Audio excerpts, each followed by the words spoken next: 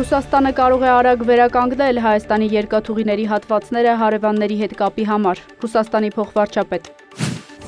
Մոսկվան չի խոչընդոտում Երևանի գործընկերությունը Միացյալ Նահանգների և Եվրամիության հետ, Օվերչուկ։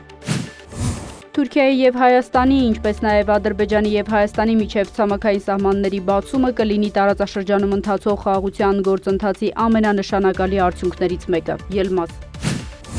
Հորմուզի նեղուցի գոտում շուրջ 400 նավ է կանգնած, մեկ ամսում նավագնացությունը նվազել է 95%-ով։ Կայա Կալասը ՆԱՏՕ-ից դուրս գալու վերաբերյալ Միացյալ Նահանգների ուղերձները համարում է տագնապալի ազդակ։ Առաջիկա 2-3 շաբաթում Միացյալ Նահանգները շատ ծանր հարվածներ կհասցնի Իրանին, Թրամփ։ Ռուսաստանն ու Ուկրաինան շարունակել են փոխադարձ հարվածները։ Զելենսկին դրական է որակել քննարկումները Միացյալ Նահանգների նախագահի ներկայացուցիչների հետ։